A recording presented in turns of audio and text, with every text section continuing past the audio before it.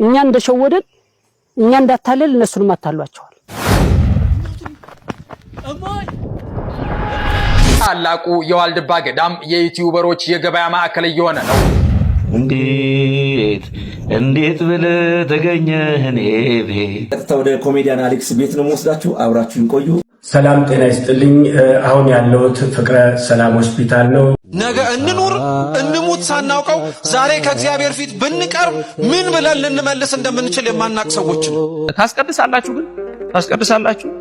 አብዛኛው ሰው እኮ አያስቀድስም። ቲክቶክ ላይ ነው እኮ ያለው። በአዲስ አበባ ከተማ የተከናወነ አንድ የኬጂ ተመራቂ ታዳጊ ሕፃን ምረቃ ስነ ስርዓት በማህበራዊ ሚዲያ ላይ ከፍተኛ መነጋገሪያ ሆኗል። እንዴት እንዳኖርከኝ አላውቅም፣ እንዴት እንዳለፍኩት ያንቀን አይኔ ሆነ ብርሃን ሆነ አይተህልኝ መንገዴን። ሰላም እንዴት ናችሁ? ወደዚህ ቻናል ቤተሰቦች እንኳን ወደዚህ ቻናል በሰላም መጣችሁ። ዛሬ እንግዲህ እጅግ ከሰሞኑ አነጋጋሪ የሆኑ ጉዳዮችን የምንመለከት ይሆናል። ከነዚህም መካከል አንደኛውና እጅግ ከሰሞኑ እያነጋገረ ያለው የእሸቱ መለሰ ዶንኪ ቲዩብ እና የእግረኛው ሚዲያ ጉዳይ በዋልድባ የገዳም አባቶች ዙሪያ የተሰራው ቪዲዮ እጅግ እያነጋገረ ይገኛል። እንዲሁም ከሰሞኑ ከኬጂ ወደ አንደኛ ክፍል የሚመረቁ ህጻናትና በማህበራዊ ሚዲያ ላይ የተዘዋወረ ያለው ምስል ጉዳይ ብዙዎች እየተነጋገሩበት ይገኛሉ። መረጃውን የማጋራችሁ ይሆናል። ታዋቂው ኮሜዲያን አሌክስ በባለፈው እንግዲህ ከሆስፒታል አገግሞ መውጣቱ ተዘግቦ ነበረ። ከዛም በኋላ ደግሞ ተመልሶ እንደገና ሆስፒታል እንደገባም ተሰምቷል። ስለዚህ ጉዳይም አዲስ የሰማነው ነገር እሱንም የምናጋራችሁ ይሆናል። በአጠቃላይ ከሰሞኑ እጅግ መነጋገሪያ የሆኑ እንዲሁም መንፈሳዊ ይዘት ያላቸውን ጉዳዮች በዚህ በዘናሳኔ ሚዲያ አብረን እየተከታተልን ቆይታ የምናደርግ ይሆናል። ለዚህ ቻናል አዲስ ከሆናችሁ አሁኑኑ ሰብስክራይብ በማድረግ ጀምሩ። እንዲሁም ቪዲዮን ላይክ በማድረግ ለብዙ ተመልካቾች እንዲደርስ ቢያንስ 3000 እና ከዚያ በላይ ላይክ አድርጉ። ወደ መጀመሪያ ቪዲዮ እንለፍ። ከሰሞኑ አነጋጋሪ የሆነው ጉዳይ የእሸቱ መለሰና የእግረኛው ሚዲያን ጉዳይ እንመለከታለን። የዋልድባ ገዳም አባቶች ጋር ሄዶ እንግዲህ እግረኛው ሚዲያ ቪዲዮ ሰርቷል። እሱም ቪዲዮ በጥቂቱ ልጋብዛችሁ።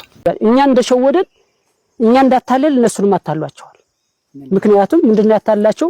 በርሰውት ሚዲያ ምንድነው ብሎ የነበረው? አይ እነዚህ አባቶች ሲያስተላልፉ ስህተት ነው፣ እሸቱ ዋልድባን ቀበር፣ ጥሩ አይደለም፣ ጥሩ ነገር አልተናገርክም፣ የሴት ገዳም ብሎ ማስተላለፉ በፍጹም ተቆጭተናል፣ እኛ በዚህ በኩል በጣም ተናደናል ብለው አባቶች አስተላለፉ። በየትኛው መንገድ ገፍቶ በየትኛው አማርኛ እንዳሳመናቸው ግን አናውቅም። ከሆነ ቀን ቆይታ በኋላ ሄደው አይ አንተ እኮ እንደዚህ ነህ እንደዚህ ቅልስልስ ብለው እንደው አንተ ማትወቀስ ሰው ነህ ለስራ ብለህ ለልማት ብለህ ነው። ለልማት ተብሎ ለገንዘብ ተብሎ ታሪክ አይለወጥም፣ አይቀየርም። በዚህ ቪዲዮ ላይ እንደተመለከታችሁት የዋልድባ ገዳም አባቶች እንግዲህ እሸቱን በመኮነን የተናገሩትን አሰምቻችኋለሁ። በዚህ ጉዳይ ላይ እሸቱ እስካሁን ምንም አላለም። ማለትም ከዚህ በፊት እንግዲህ ዶንኪ ቲዩብን ወይም ደግሞ እሸቱ መለሰን እዛ ገዳም ቦታ ላይ ቀርቦ መቅረጹ ወይም ደግሞ ያቀራረጹ ሁኔታ ወይም ደግሞ የቀረጸበት ሁኔታ እጅግ የተጋነነ በገዳሙ ቦታ ላይም እያራራጠ የሰራው ቪዲዮ በማስመለከት እጅግ እንደተቀየሙት የዋልድባ ገዳም አባቶች እግረኛው ሚዲያ ላይ ቀርበው ይህንን በመናገራቸው እሸቱ የይቅርታ ቪዲዮ ለቁ ነበረ። ከዛም በኋላ እንግዲህ የገዳም አባቶቹ ዶንኪ ቲዩብ ድረስ በመሄድ ይቅርታውን እንደተቀበሉት ዶንኪ ቲዩብን ጸበል ረጭተው መመለሳቸውንም እኛም ቪዲዮ ሰርተን ነበረ። የዋልድባ ገዳም አባቶች እንግዲህ እሸቱን ወይም ደግሞ ዶንኪ ቲዩብን ይቅርታ አድርገውለት ነበረ። እሱም ደግሞ ይቅርታውን አምኖ ወይም ደግሞ ያጠፋውን ነገር አምኖ ይቅርታ ጠይቆ ነበረ። በዚህ እያለ ነው እንግዲህ እግረኛው ሚዲያ ደግሞ ከሰሞኑ ወደ ዋልድባ ገዳም በመሄድ እንደገና አባቶችን ያነጋገረው እሸቱ ክዶናልና የመሳሰሉ ነገሮች እየተነሱ ይገኛሉ። በዚህ ጉዳይ ላይ እሸቱ መለሰ ወይም ደግሞ የዶንኪ ቲዩብ ምላሽስ ምን ይሆናል? በቀጣይ እሱንም ይዤላችሁ የመመጣ ይሆናል። እናንተ ግን በዚህ ጉዳይ ላይ ምን ተሰማችሁ? አስተያየቶቻችሁን ከስር ኮሜንት ላይ አስቀምጡልን እንላለን። ወደሚቀጥለው ጉዳይ እናልፋለን። ከሰሞኑ የተመራቂ ተማሪዎች ጉዳይ እጅግ አነጋጋሪ እየሆነ ነው። እነዚህ ተመራቂ ተማሪዎች ከዩኒቨርሲቲ የተመረቁ ሳይሆን ከኬጂ ወደ አንደኛ ክፍል የገቡ ተማሪዎች የምርቃት ጉዳይ ግን እጅግ ከበፊቱ እየተጋነነ እየሄደ ይመስላል። በየቦታው ጭፈራ፣ ዳንኪራ፣ በየቦታው ድግስ፣ ስለዚህ ገለመኔ የሆኑ ነገሮች እየተመለከትን እንገኛለን። እናንተ ይህንን እንዴት ተመለከታችሁት? ይህ ተገቢ ነው ወይ? በተለይ አዲስ አበባ ላይ እጅግ አነጋጋሪ የሆነ ነው ጉዳዩ። ይህንን ቪዲዮ እስቲ ተመልክተን እንመለስ። በአዲስ አበባ ከተማ የተከናወነ አንድ የኬጂ ተመራቂ ታዳጊ ሕፃን ምረቃ ስነ ስርዓት በማህበራዊ ሚዲያ ላይ ከፍተኛ መነጋገሪያ ሆኗል። በምስሉ ላይ እንደምትመለከቱት ሕፃኑ የመመረቂያ ጋውን ለብሶ በቅንጡ መኪና የላይኛው መስኮት ብቅ ብሎ የሚታይ ሲሆን ክስተቱን ይበልጥ አነጋጋሪ ያደረገው ደግሞ ልክ እንደ ሰርግ የተሰለፉ በአበቦች ያጌጡ በርካታ ዘመናዊ መኪናዎች መኖራቸው ነው። ድርጊቱ የልጁን የቤተሰብ አቅም ቢያሳይም ብዙዎችን ግን አከራክሯል። አንዳንዶች እንዲህ አይነቱ የተጋነነ የቅንጦት ዝግጅት ለታዳጊ የወደፊት ስነ ልቦና እድገትና ለትምህርት የሚኖረው አመለካከት ላይ አሉታዊ ተጽዕኖ ሊያሳድር እንደሚችል ይናገራሉ። የእናንተ ሐሳብ ምንድነው? ኮመንት ላይ አስፍሩልኝ። ለበለጠ መረጃ ፎሎ ማድረግ እንዳይረሳ። አሁን ያያችሁት እንግዲህ በፌስቡክ ሰሞኑን አነጋጋሪ የሆነ በቲክቶክ ላይ እጅግ ብዙዎችን ያነጋገረ ጉዳይ ነው። በመኪና ጭምር እንግዲህ ሰርግ ይመስል ከኬጂ ወደ አንደኛ ያለፈን ተማሪ በዚህ አይነት መልኩ ማስመረቅስ ተገቢ ነው ትላላችሁ? ኮመንት ላይ ሐሳባችሁን እያንዳንዳችሁ ኮመንት ላይ አስቀምጡልን፣ ሐሳባችሁን እንላለን። እኔ በበኩሌ ተገቢ አይደለም የሚል ነው። ወይም ደግሞ ይሄ ቪዲዮ ምናልባት ኤአይ ከሆነ አላቅም፣ እሱም መጣራት ያለበት ይመስለኛል። አሁንም ሌሎች ጉዳዮችን እየተመለከትን እንቆያለን። ኮሜዲያን አሌክስ በባለፈው ሆስፒታል እንደነበረ እጅግ ድጋፍም ሲደረግለት እንደነበረ አቻሬ ቦታው ድረስ ሄዶ እንደጠየቀው ዘግቤላችሁ ነበር። እኔም አሁን ደግሞ ያለበት ሁኔታ እንግዲህ ተመልሶ ታሞ ወደ ሆስፒታል ገባ የሚል ነገር ሰምተናል። እጅግ የሚያሳዝን ነው። አሁን ዛሬ ላይ ያገኘሁት አዲስ ቪዲዮ ደግሞ ይህንን ይመስላል። ዘማሪ ብርሃኑ ኮሜዲያን አሌክስ ቤት ሄዶ ያነጋገረበትን ቪዲዮ ልጋብዛችሁ። ሰላም ጤና ይስጥልኝ። አሁን ያለሁት ፍቅረ ሰላም ሆስፒታል ነው። የስራ አጋሪ አሌክስ ኮሜዲያን አሌክስ እዚህ ፍቅረ ሰላም ሆስፒታል ይገኛል።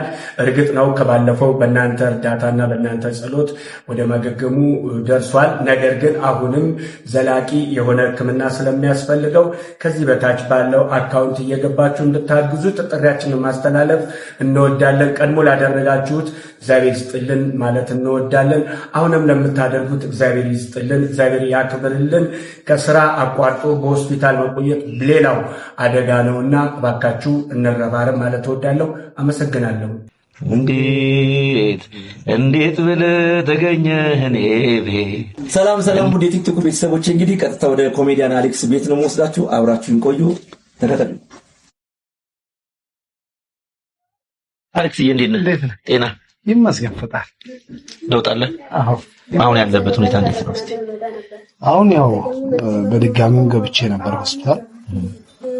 ከዛ በኋላ ከወጣሁ በኋላ ያው የተወሰነ እግሬ ላይ አለ የሚባለውን ሕክምና ነው የተደረገልኝ። አለ የሚባሉ ስፔሻሊስቶች ናቸው። ያው ከእግዚአብሔር በታች እነሱን አዘውልኛል። አሁን ደህና ነኝ ስል አሁን ያመኛል። አሁን ቆምኩ ስል አሁን ከእንደገና እምቢ ይለኛል። ያ ነገር በቃ ትንሽ እያስቸገረኝ ነው እንጂ ደህና ነኝ። እግዚአብሔር የተመሰገነው ከበፊቱ ደህና ነኝ። አሁን ምንድነው ያለው ነገር? ከበድ የሚል ነገር ምንድነው? ያው አሁን አልተወሰነም ስል እዚህ ጋር ነው በቃ ህመሙ በቃ ከዚህ በኋላ በቃ እንደዚህ ነው የሚል ደረጃ ላይ አልተደረሰም። ገና ቀጠሮ ላይ ገና ቀጣይነት ያለው ሕክምና ያስፈልገዋል ነገሬ። በተለይ ጉልበቴ ጋር ያለው ነገር በቃ በጣም እና ይሄ ሰርጀሪ የተሰራው እንኳን እግዚአብሔር የተመሰገነው ደርቆልኛል። በጣም ከምለው በላይ ከምገልጸው በላይ እግዚአብሔር ይመስገን። ይሄንንም ደግሞ እንደምድር እግዚአብሔር በአምላኬ ሁሌም ተስፋ አለኝ። እግዚአብሔር ይረዳል። አይዞህ። አሜን። እግዚአብሔር ያውቃል። በነገራችን ላይ አሌክስ ለብዙ በጎ አድራጎት ስራዎች ላይ ከደጋም ከማህበራችን ጋር ወጣ ገባ የሚልና በጣም ቀና ወንድማችን ነው። ምናልባት የፍቅር መግለጫ ነው የምንጠይቃችሁ። ማገዝ መደገፍ የምትፈልጉ ኢትዮጵያውያን፣ ኤርትራውያን በመላው ዓለም ያላችሁ ከታች አካውንቱን አስቀምጥላችኋለሁ። የፍቅር ጥያቄ ነው። እግዚአብሔር ልባችሁን ክፍት ሲያደርግ ትሰጣላችሁ። የሰጣችሁን ደግሞ ለእግዚአብሔር መስጠት ደግሞ የእናንተ ፈቃድ ነውና ታግዙስ በፈጣሪ ስም እንጠይቃለን። አሌክስ አንድ የሚወደው ዝማሬ ነበረ። ይሄ ምን የሚል ዝማሬ ነበር? እንዴት እስቲ ያላችሁ አሁን በርሽ ይችላል አግዛለሁ። እንዴት ብለህ ተገኘህ እኔ ቤት? እንዴት ብለህ ተገኘህ እኔ ቤት? እንዴት አልሰለቸ መተኛት ከበረት? እንዴት አልሰለቸ መተኛት ከበረት? በእውነት ለእኛና ለህዝቡ ሲል በበረት የተኛው ክርስቶስ ይፈውስ፣ አሜን፣ ያድን። አሜን። ቆመን ለማመስገን ደግሞ ያብቃ። አሜን። ሼር አድርጉት፣ ይሄን ቪዲዮ ኮፒ ሊንክ አድርጉት፣ ለብዙ ሰዎች እንደምታደርሱ ባለሙሉ ተስፋ ነኝ። የረዳችሁት እስከ መጨረሻው አብራችሁ እንድትቆሙ ጠይቃለሁ። ሁላችሁም በተለይ የጸሎት ኃይል ያላችሁ፣ የጸሎት ብርታት ያላችሁ፣ በየገዳሙ ያላችሁ ወንድሞች፣ እህቶች፣ አባቶች እንድታግዙት እንጠይቃለን። ሰላም ፍቅር ከእናንተ ጋር ይሁን። አመሰግናለሁ። ኮሜዲያን አሌክስን መደገፍ የምትፈልጉ ተደግፉት ዘንድ እኔም ጥሪ ማስተላለፍ ፈልጋለሁ። እንግዲህ ሁላችንም ኮሜዲያን አሌክስን በቻልነው አቅም እናግዘው። እንዲሁም ደግሞ ከሰሞኑ ብዙ ነገር እየተወራ ይገኛል። ከዚህ በፊት ኮሜዲያን አሌክስ ዋሻው እንዴ ፕሮግራም ላይ ነበረ ይሰራ ነበረ። ከዛም በኋላ ተጣልተው ከአባይ ቲቪ ወይም ደግሞ ዋሻው እንዴ ፕሮግራም ላይ ራሱን አግሎ ወይም ወጥቶ ይመስለኛል አርቲስት ቴሌቪዥን ላይ ፕሮግራም ጀምሮ ነበርና ኮሜዲያን አሌክስ ሲታመም እነዚህ ዋሻው እንዴ ላይ የሚሰሩ ኮሜዲያኖች እና ኮሜዲያን ፍልፍሉ ማርቆስና ሌሎችም ሄደው አልጠየቁትም የሚል በዚህ ጉዳይ ላይ እናንተስ ምን ትላላችሁ? ሀሳባችሁን አስቀምጡልን። በዚህ ጉዳይ ላይ ዋሻው እንዴ ፕሮግራም አዘጋጆች እስካሁን ያሉት ነገርም የለም። በቀጣይ የሚሆነውን የምንመለከት ይሆናል። አጀንዳዎቹ በየቀኑ የሚቀይሩበት ሀገር ስለሆነ እንግዲህ ነገር በቀጣይ የምንመለከት ይሆናል። መምህር ዘላለም ታዬ አስደናቂ ስብከቶች፣ ደስ የሚሉ ስብከቶች አሉት። ከነዛ መካከል ይህንን እንስማ። ነገ እንኑር እንሙት ሳናውቀው ዛሬ ከእግዚአብሔር ፊት ብንቀርብ ምን ብለን ልንመልስ እንደምንችል የማናቅ ሰዎች ነው። ዜና አበው ላይ አንድ ታሪክ አለ። በደንብ አድርጋችሁ ስሙ። አንድ ልጅ ነው ይባላል እና ሁልጊዜ እናቱን ገዳም ገብቼ ካልመነኮስኩ እያለ አስጨንቃት። ሁሌ እናቱ ደግሞ አረተው ይብቃህ እባክህ፣ አሁን የምትኖረው ኑሮ ይበቃሃል፣ ይቅርባል። በፍጹም እኔ የነፍሴ ነገር ያሳስበኛል።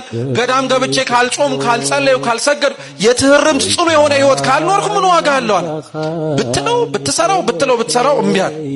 መጨረሻ ላይ ያለው አማራጭ ምንድነው? እናቱ በቃ ሂድ ገዳም ገባለች። ገዳም ገባ።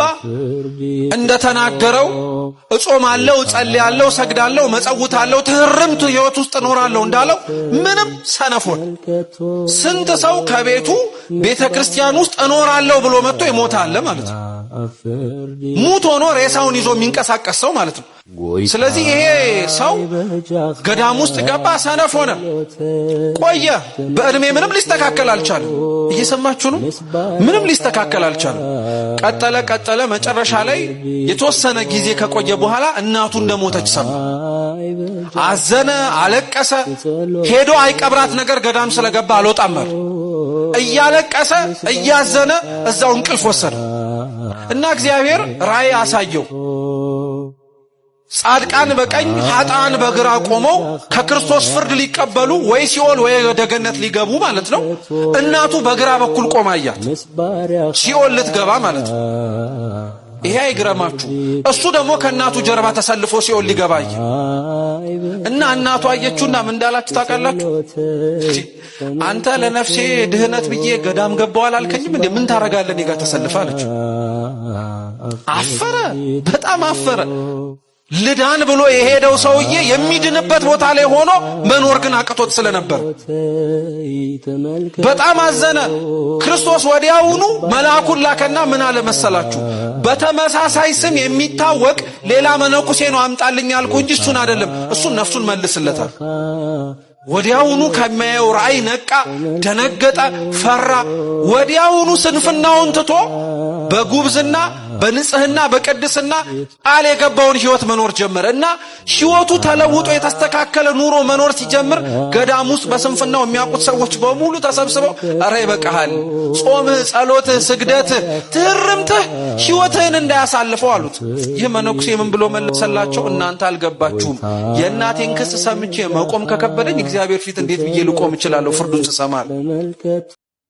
መምህር ዘላለም ታዬ ቃለ ሕይወት ያሰማልን። እንግዲህ መምህር ዘላለም ታዬ ታስሮ እንደነበር ታውቃላችሁ። ከዛ በኋላ ግን ከተፈታ በኋላ ወይም ደግሞ መምህር ዘላለም ተፈታ የሚለው ዜና ከተሰራጨ በኋላ ግን ቪዲዮ አላገኘውም። እኔ በበኩሌ ወይም ከዛ በኋላ ያስተማረበት ቪዲዮ አላገኘውም። ይህንን መረጃ የምታውቁ ካላችሁ ኮመንት ላይ አስቀምጡልን። አሁንም እንቀጥላለን። መምህር ዘበነ ለማ ደግሞ ቅዳሴ ታስቀድሳላችሁ ወይስ ቲክቶክ ላይ ቁጭ ብላችኋል ወይም ደግሞ ማህበራዊ ሚዲያ ላይ ቁጭ ብላችኋል የሚል መልእክት አስተላልፈዋል። ወደ መልእክቱ። ታስቀድሳላችሁ ግን ታስቀድሳላችሁ አብዛኛው ሰው እኮ አያስቀድስም። ቲክቶክ ላይ ነው እኮ ያለው። ቲክቶክ መጠቀም ኃጢአት ነው አይደለም እምላችሁ። እስከ ሌሊቱ 9 ሰዓት ድረስ ቅዳሜ ቲክቶክ ላይ ከሆንክ አንተ ከእግዚአብሔር መንፈስ የራቅ በደለኛ ነህ። አንቺም እንደዛ ቁጭ ብሎ ነው እኮ የሚገርመኝ። ቲክቶክ አይቼ ባላቅም ሰዎች አንዳንድ እየቆነጠሙ የሚልኩልኝ አለ። ተኝታ ቁጭ ብላ 40 ሰው ይሰማታል። እሺ ጋይስ ደግሞ የሚሉታል። አሁን ደግሞ የመጡት ጋይስ ይላሉ። ጋይስ እንደ ፋሽን መሆኑ ነው። ጋይስ እንግሊዘኛ ነው። ድሮ ሳስተምር እንግዲህ ደግሞ አሁን ያኔ ትዝ ይለኛል ሳስተምር ማይ ጋድ ይል ነበር። ማይ ጋድ ከዛ አሜሪካኑ ወደ ማይ ጋሽ ይለውጠዋል። አንተ ደግሞ የኔ ጋሽ ይበል እያልኩ ሳስተምር ነበር። ቋንቋ ማወቅ ጥሩ ነው። ጋይስ ስርዓትን እንዴት እየለቀክ እንደመጣው አሁን በርካቶች በቲክቶክ እና በዩቲዩብ የምትመለከቱ አላችሁ። ሶሻል ሚዲያ ጥቅም አለው። መሳሪያ ካረጋችሁ ግን ለምሳሌ ቲክቶክ ላይ ትምህርት ተምሬ እንደው በረከት አገኛለሁ ብለካል የመንገድ ላይ የወደቀው ዘር ማለት ወዲያው ሰይጣን ነው ይለማ መጣ። አንድ የእግዚአብሔር ቃል ሊተመር ራቁቷን የመጣች ደግሞ ትመጣና ከልብህ ነቅላት ትሄዳለች። የት ነው ትውልዱ ያለው? ያስቀድሳል ወይ? የኤማውስ መንገደኞች ትልቁ ችግራቸው ያሉበትን ቦታ አለማወቅ ነው። ወዴት እንደሚሄዱ አለማወቅ ነው። በዕለተ ሰንበት ካላስቀደሳችሁ፣ ጠዋት ማታ ቤተክርስቲያን ካልተሳለማችሁ፣ የኮቪድ ጊዜ አታስታውሱ? ቤተክርስቲያን አልናፈቃችሁ? እዚህ እንኳን ብዙም አይደለም፣ በውጭው ሀገር በተለይ ባሰ። እዚህም ቢሆን ቤተክርስቲያን ለመሄድ አንዳንዴ እኮ ንስሐ ሳትገባ ልትነጠቅ ትችላለህ። ወዴት ነው የምትሄድ? ኢየሩሳሌምን ትቶ ኦርቶዶክስ ተዋሕዶ ቤተክርስቲያንን ትቶ ሰማያዊት ኢየሩሳሌም ይችናል። ከሰሞኑ እጅግ የወደድኩት እጅግ ደግሞ ሲዘዋወር የነበረ አንድ መዝሙር አለ። እንዴት እንዳኖርከኝ አላቅም የሚል ዘማሪ ቀሲስ አሸናፊ ገብረ ማርያም መዝሙር ነው። እስቲ መዝሙሩን እንዴት እንዳኖርከኝ አላውቅም፣ እንዴት እንዳለፍኩት ያንቀን፣ እንዴት እንዳኖርከኝ አላውቅም፣ እንዴት እንዳለፍኩት ያንቀን፣ አይኔ ሆነ ብርሃን ሆነ አይተህልኝ መንገዴን። እጅግ ልብን የሚነካ መዝሙር ነው፣ ዝማሬ ነው። እንዴት እንዳኖርከኝ አላቅም። እውነት ነው። እኔ በበኩሌ እንዴት እንደሚያኖረኝ አላቅም። እግዚአብሔር ብዙ ነገሮችን ብዙ ፈተናዎችን አሳልፎ ለዚህ አድርሶኛል። በቀጣይም ደግሞ እግዚአብሔር ነገን ተስፋ ማድረግበት አምላኬ ነው። ልዑል እግዚአብሔር ትናንትና ያለፍኩትን ነገር አውቀዋለሁ። እጅግ ብዙ አልፋለሁ የማልላቸውን ነገሮች አልፌ እዚህ ደርሻለሁ። ነገም ደግሞ ተስፋ የሱ ነው። ዛሬ እንዴት እየኖርኩ እንደሆነም አላቅም። በዚህ ኑሮ ውድነት አብዛኞቻችን እንዴት እንደምንኖር እናውቃለን። እግዚአብሔር ባርኮልን፣ እግዚአብሔር አድርጎልን፣ አሳክቶልን፣ እግዚአብሔር የምናገኛትን ትንሽ ገንዘብ ያበረከተን እግዚአብሔር በካህሊነቱ በጥበቡ እያኖረን ነው እንጂ እንዴት እንደምንኖርስ እናውቃለን። የመዝሙሩ ሀሳብ ጥልቅ ነው፣ ደስ ይላል። እጅግ መንፈሳችንን የሚያድስ መዝሙር ነው።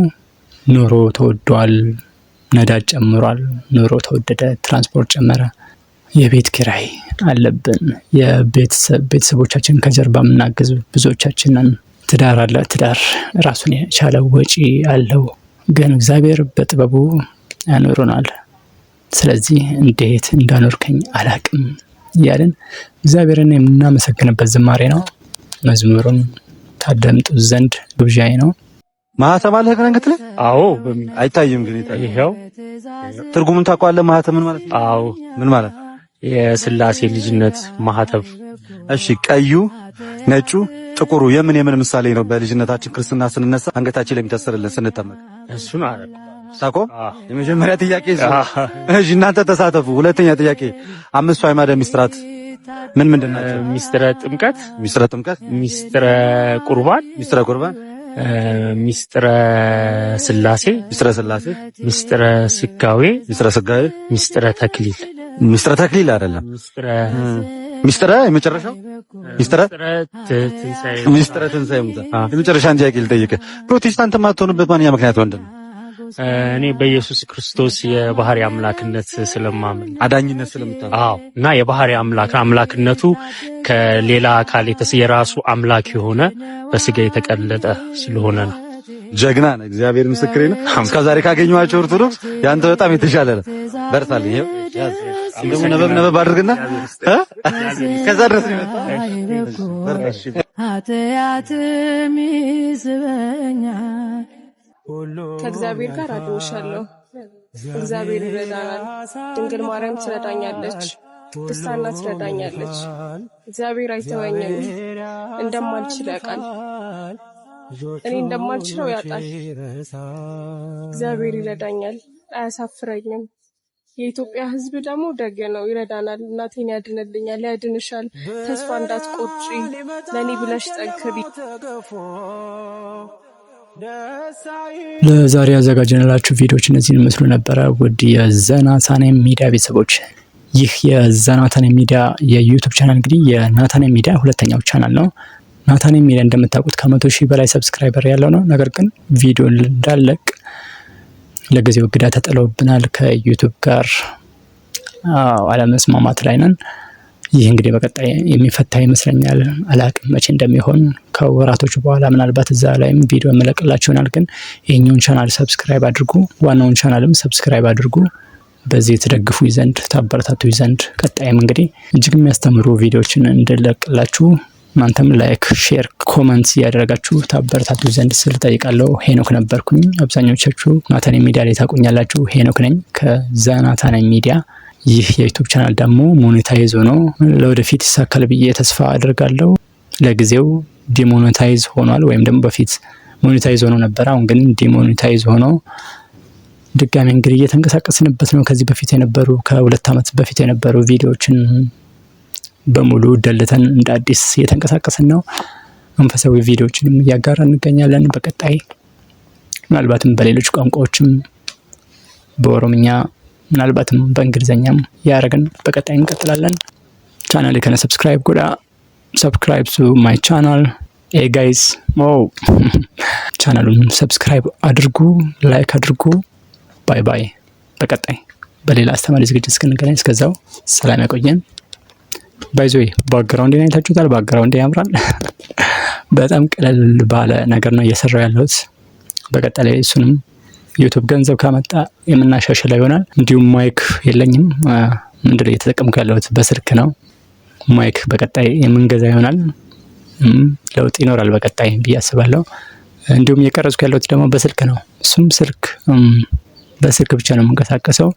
በቀጣይ እንግዲህ ብዙ ነገሮች ይስተካከላሉ ብለን እናስባለን። ቻናልን መደገፍ እንፈልጋለን።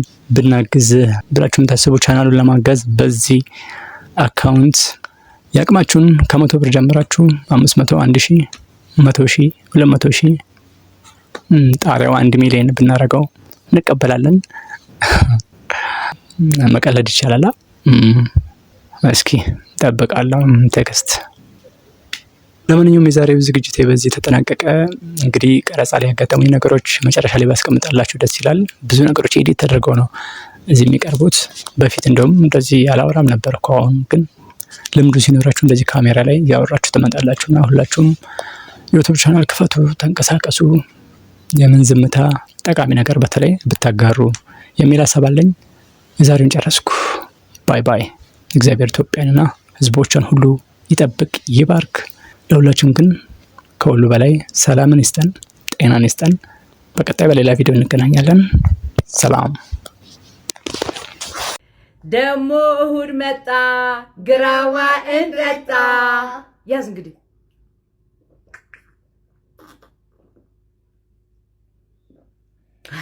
በስማ ይኸው እንዳለ ክሩዱን ይጋል ወይ በስማ ከነንተን ይዙ ከነጹሜ እንኳን ለእመቤታችን ለቅድስት ድንግል ማርያም ዓመት በዓል በሰላም አደረሳችሁ። መልካም ሰንበት ይሁንላችሁ። ቻው ቻው። ተልኮ መጥቶ ገብርኤል ተልኮ መጥቶ ገብርኤል እንዲህ ብሎ አላት ለድንግል እንዲህ ብሎ አላት ለድንግል። እንዴት እንዳኖርከኝ አላውቅም፣ እንዴት እንዳለፍኩት ያን ቀን፣ እንዴት እንዳኖርከኝ አላውቅም፣ እንዴት እንዳለፍኩት ያን ቀን። አይኔ ሆነ ብርሃን ሆነ አይተህልኝ መንገዴን